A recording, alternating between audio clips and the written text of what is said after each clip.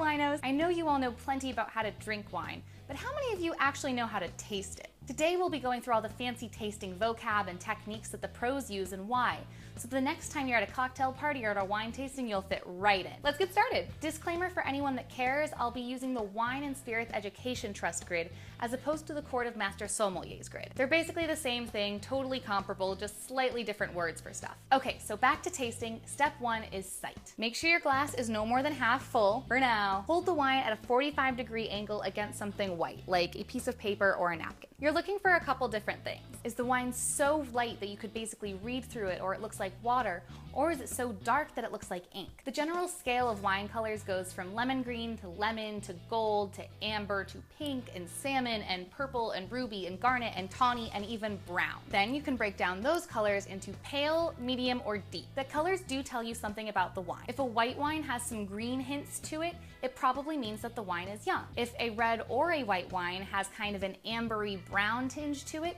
it means that the wine is more aged. You can also look at whether the wine is crystal clear or has some sediment in it. Sediment in red wine can mean a couple things. First, the winemaker may have just not fully fined and filtered it because they wanted a more natural and pure approach. Or the wine is aged, in which case some of the purple color pigment, or anthocyanin, has fallen out of solution in the wine into these little flakes at the bottom of your glass. That's why I said earlier that older red wines tend to look brown or orange because the purple color has literally fallen out of the wine into this sediment. Next, you can swirl the wine and look for the little tears or legs that come down the glass, but they don't really mean anything.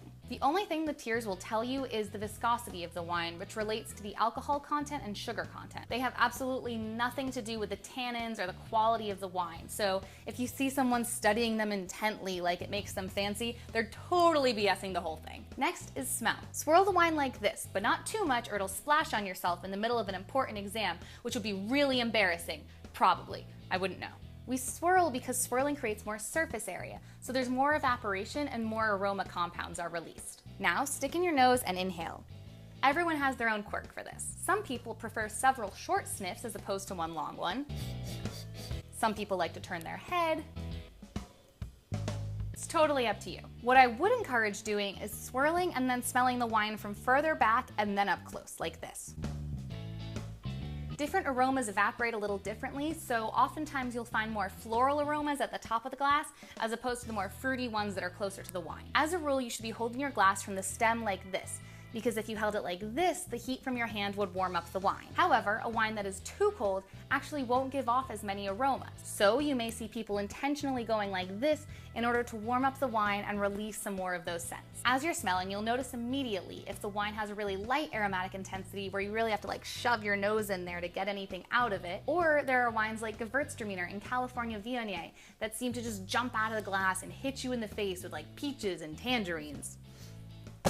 When looking for aromas, the best advice anyone ever gave me was to smell the wine and just note the first thing that jumps into your mind, the very first thing the wine reminds you of. So just smell it really quick, and if Thanksgiving pops into your head, then maybe the wine smells like cranberries. Or if you randomly remember that camping trip you went on where it rained, it's probably because the wine has earthy forest floor aromas. I personally love Sauvignon Blancs from Australia and New Zealand because they smell like papaya and passion fruit. As soon as I smell one, I immediately think of my grandma in Australia because she has a papaya tree in her backyard and sometimes we would eat passion fruit for breakfast. That's my favorite thing about wine. Scents and memory are so closely related that wine has the power to take you back to a time or place that you completely forgot about. Aromas are by far the best part of wine, so make sure you spend some time on them. Now we finally get to taste. Take a sip of the wine, hold it in your mouth, and then make your mouth like you're gonna say the letter V, but pucker it a little bit, and then inhale.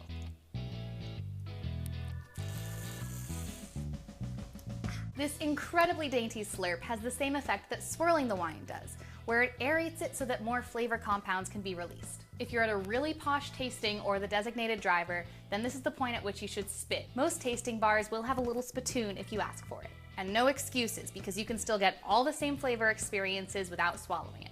Now, to determine if the wine is sweet, really look at the aftertaste of the wine. Remember, a fruity wine isn't necessarily sweet because sweet only refers to the residual sugar content of the wine. So when you're tasting it, really concentrate on whether the wine just tastes like a ripe pineapple or if it makes your mouth feel like you just drank pineapple juice. If the wine doesn't have any residual sugar, then it's dry.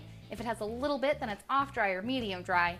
And if it has a lot, then it's sweet or even luscious. Because yes, luscious is a category on this fancy wine grid. Now look for acid. The best way to do this is to swallow the wine and then look at how your saliva glands react. Gross? Yes. Effective? Also yes. Acid isn't just about the wine tasting sour. Some high acid wines, like Riesling from Germany, actually have residual sugar in them in order to tame back the acid. Think of it like making lemonade. You're using lemon juice, which is really tart and acidic, but you're adding sugar to it so that it won't taste as sour, even though the same acid content is still there. Now take a sip and exhale. Does your mouth feel hot like you just took a shot of vodka, or is it more like just drinking a fruit juice? That's how you determine if the wine is high alcohol or not. If the wine is red, then you can evaluate tannins. If you swallow it and you feel like you just drank oversteeped tea and your teeth are all dried out and you're going like this,